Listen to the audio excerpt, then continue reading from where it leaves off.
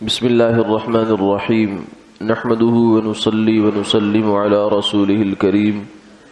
أما بعد عن أبي برزة رضي الله تعالى عنه قال قلت يا رسول الله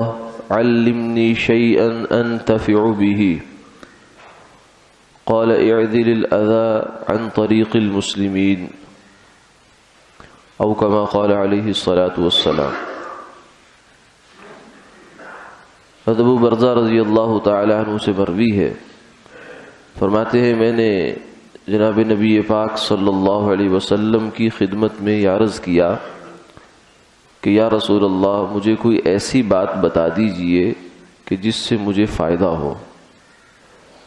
آپ نے فرمایا کہ مسلمانوں کے راستے سے تکلیف دہ چیز کو ہٹا دو۔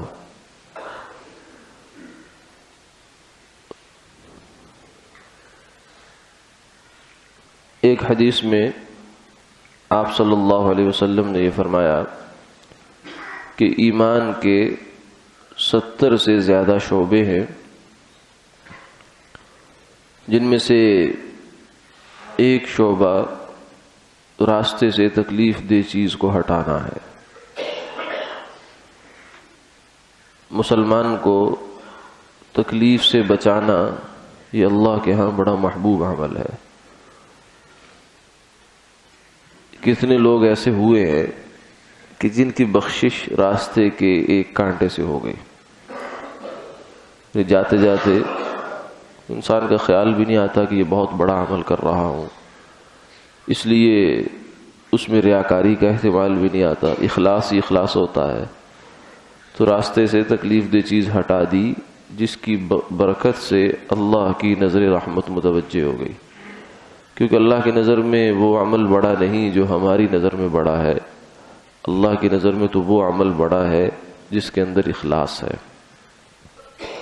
تو اس لیے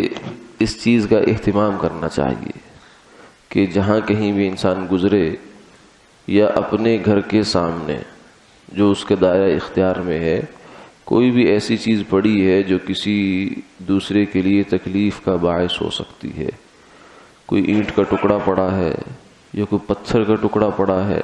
تو اس کو ہٹا دیا جائے وہاں سے، اور از خود نہ رکھا جائے۔ یہ راستے کو تکلیف دہ بنانا یہ گویا کہ گناہ کا باعث ہے، اور اسی میں شامل ہے یہ بات بھی کہ کوڑا راستے میں پھینک دیا جائے، یعنی اس کی جو خاص متعین جگہ ہے اس کی بجائے راستے میں کہیں بھی ڈال دینا، یہ مسلمانوں کے لیے گزرنے والے کے لیے تکلیف کا باعث ہے، جو گناہ کا کام ہے۔ اور اسی طریقے سے کچھ جو ہے وہ لوگ اس چیز میں بھی احتیاطی کرتے ہیں کہ گھر کو دھو لیا، اپنا گھر صاف کر کے پانی جو ہے وہ راستے پر پھینک چلا گیا، اب اس پانی کو کہیں ٹکانے لگانے کا نظم نہیں ہے، وہ راستہ بھی خراب کرتا ہے، سڑک بھی خراب کرتا ہے،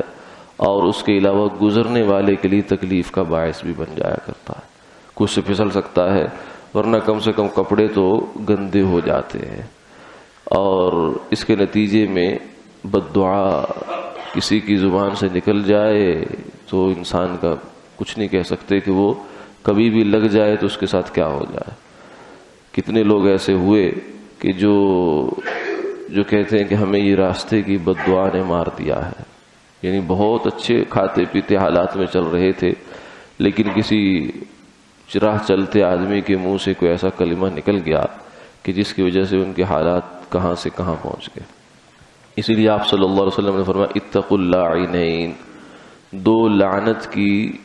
جگہوں سے، دو لعنت کے کاموں سے بچو۔ صحابہ نے عرض کی یا رسول اللہ وہ کون سے کام ہیں؟ فرمایا ایک تو سایہ دار درخت کے نیچے قضاء حاجت نہ کرو، یہ دیہاتوں میں عام طور سے اس کی صورت پیش آتی ہے کہ سایہ دار درخت کے نیچے چونکہ مسافر نے آ کر بیٹھنا ہے، وہاں اگر کسی نے پیشاب پخانہ کر دیا، ایسی ویسی چیز رکھ دی، تو وہ بیچارہ اتنا دور سے تھکا ہارا آئے گا تو یہاں تکلیف دہ چیز دیکھ کر اس کے دل سے جو ہے اچھے الفاظ نہیں نکلیں گے،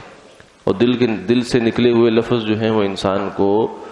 جو ہے اس کا بیڑا پار بھی کر دیتے ہیں اور بیڑا غرق بھی کر دیتے ہیں۔ اور دوسری چیز فرمایا کہ راستے میں قضاء حاجت کرنے سے بچو،